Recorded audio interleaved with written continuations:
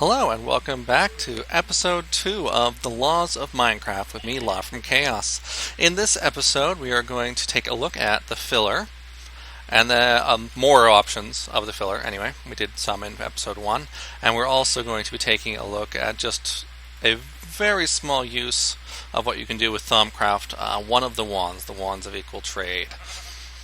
Alright, so let's get to it. So, I told you in episode 1 that if the filler did in fact have the fill option that worked, I would show you how it works. So we'll go with that first. So, just like before, we're going to do a layer down, and what we're going to be doing is we're going to be filling in all the gaps here with stone. And it looks like it actually starts right there. So, everything there, and so that top layer will become stone, and we'll actually be doing that all the way out here. And so you're going to end up with this shelf right above the water here, which is exactly what we want. And unlike what we were doing before, we're actually going to do this as a single two-dimensional. So we're actually going to single two-dimensional level. And so we're only going to actually use 3 torches for this. And first we're going to put this one down. And then we get to see our pattern again. Okay, so we know everything's over here. So we're going to go to the end of this. And this is the end. Okay. Now we're heading over here, and we want to clear everything out up until this point, so we're going to stick that torch right there. Okay. And now when we click on the torch, it will give us those red lines, but it'll only go in 2 directions. This one, the vertical Y direction, up and down, will still be blue because it's not being used. And so we can just take that torch off. And so yeah, you can actually do this on 3-dimensional or 2-dimensional mode. So if you wanted to fill in a giant cube for some reason, you actually could do that. And there's actually better options if you want to make a hollow cube, other options. I'll show you those here in a minute. Okay, so we're going to do that. The filler is going to take care of these, and suddenly these things will all be very much detached. And I actually want to make sure I have them this time because I'm going to run it more than once. And we'll ignore the various monsters trying to shoot at me. Okay. Don't know that we actually got that torch. Oh well, that's alright. I can always make more. Actually, I think I have spare ones. Okay, so, unlike before, we're actually going to leave it on its default mode. The filler's default mode is fill, interestingly enough. And so we're just going to do what we did before. We're going to give it a little power. And then we're going to give it that, and that should work perfectly. And you got to look at it and go, wait, but nothing's happening. Well, that's right, because filler requires blocks in order for anything to happen. You actually have to give it something to work with, because it's not going to make these blocks out of midair, nice as that would be. So, actually, I have quite a few of them sitting in my inventory here in storage, and so we're going to pull a bunch of those out. Oh, zombie. You know that fire can't hurt me. He's so nice, trying to give me fire, because it heals me. That's a side effect of my armor, and if anybody really wants to know what it is, I will tell them. But here it is. See, as soon as I put it in, it all starts going out. And so it's actually using all this stone we just gave it to fill in all the gaps. So you can see it working right now. And so it's going just like that, and see, there it is. So we're going to get a lovely stone fill on there. And suddenly it's all filled in. Ta-da! Okay, and again, like before, the filler turns red after it's done, so you know. And I'm going to get a lot of stone back from that. And this was in line mode. Alright, very good. So we're going to take this stuff out.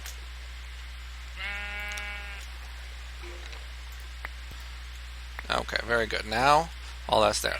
But look at all these gaps that are underneath it. I'll actually want to clear away the snow, too, so I can actually see everything. But if you have all these gaps, there's actually a very good way to substitute in the block you want to put there instead. And that is the wands from Thaumcraft.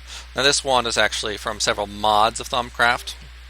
It's a lot more powerful, it has a lot more viz, which is the energy it runs off, kind of like Buildcraft energy or anything else. It's a form of power for it. And so with this, it's got what's called a wand of equal trade. And so it's got a... if you go press F, you can actually see it right here. So there's a wand focus here that's shock, and it's actually got the wand of equal trade already on it. And so when I right click here, and if you shift right click first, that tells you what stone it's supposed to be, and it's already there in the upper left hand corner. And what happens is I'll shift not shift, sorry, I'll just normally right click now. And watch what it does. It takes all that. Now, if your wand focus does not have silk touch, though, it acts like regular mining. So if you do it with like glass or anything else, you might not get the blocks back. That is important. And gravel will break down into flint. In this case, I think it's all flint. I think there's one of the modifications on there was doing that. But you can see that if I continue to do that, I can actually turn this whole area to stone. But there's actually an even better option. One of the things we could have done was simply take, when we made this, and simply gone one layer down. One further layer with the filler, and cleared it all the way out, and then just done it completely with the filler on the fill setting instead. But there is something to be said for using the wand of equal trade instead. One, you don't have to provide all the stone, because most of this is obviously already stone. But if you're doing something that's not stone, it's not a bad idea, because then you're just doing a lot of extra work and there's no point. Also, you can use it to harvest resources from places like this that you want to make look, you want to keep it looking aesthetically pleasing, maybe around your base. You don't want to just ravage it, destroy it. You can replace it with the base block of stone, or you can do it with something else. I mean, not every block works, but a lot of them do. So, for example, you know how I'm collecting marble. There's some marble there. If I just wanted to collect that, I can put the wand of equal trade there, and it will wink. Suddenly I have more marble. Now, a couple precautions. It does work on liquids. You won't get the liquid back, but it will replace the liquid with a solid block. And because a liquid is clear, it actually keeps going further. All of these ones, clicks, like on this dirt, for example, it'll go quite far and it'll take care of all the dirt, but it only took care of that surface layer, only what you can see. But it counts what you can see against what is visible.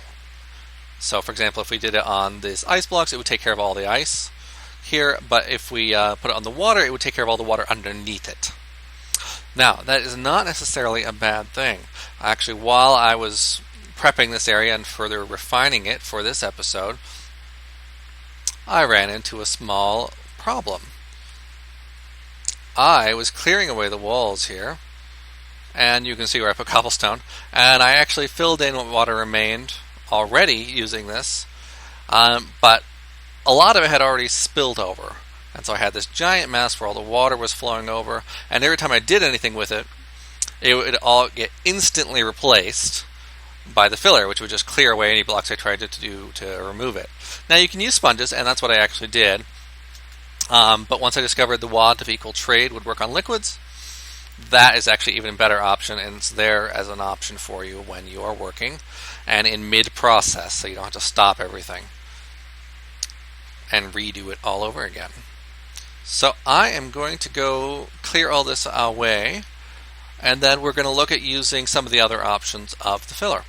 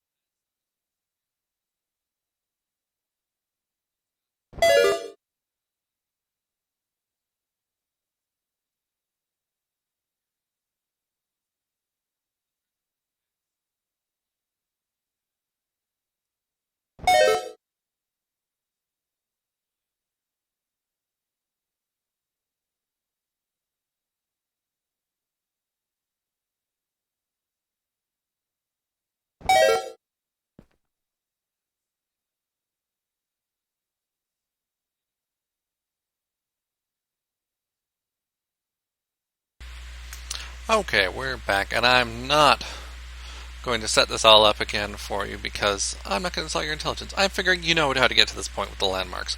Right now, I'm just going to provide it power, but I'm actually going to be providing it in a different mode. What I want to try with you guys is the staircase, and I actually haven't tried this yet myself. Now, what I've been told is that the staircase mode should choose where this filler was placed as its origin point, as either its top or bottom.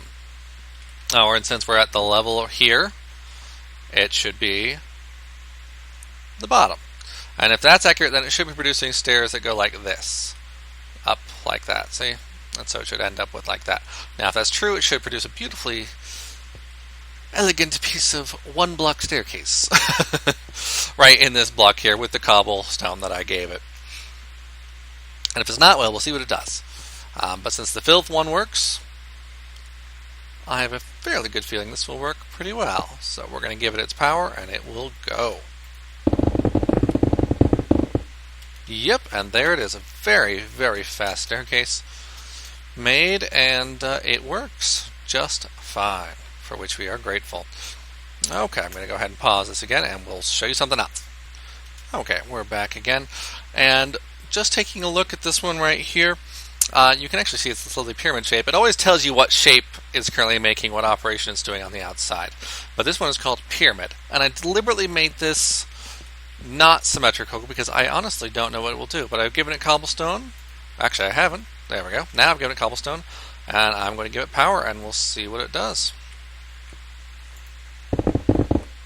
Okay, so it made the pyramid that it could, and so it looks like it will elongate pyramids. So you can make rectangular ones. So if you did this with a really large setup, for example, you could do a really long rectangular pyramid that would head out that way. Okay, let me show you the next one. Okay, so now we're looking at this one right here. It's called box. Just essentially a white cube there.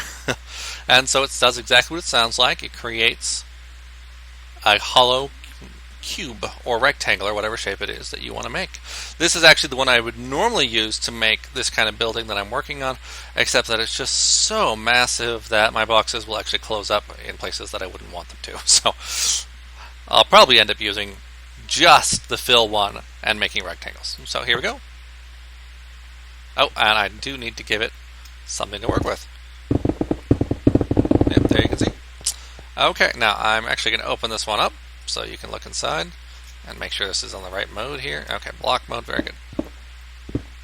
So, yep, as you can see, it made a hollow one, and what happened up here is it simply ran out of material, which is why actually you see that it's still green on top, because it's not done with its operation.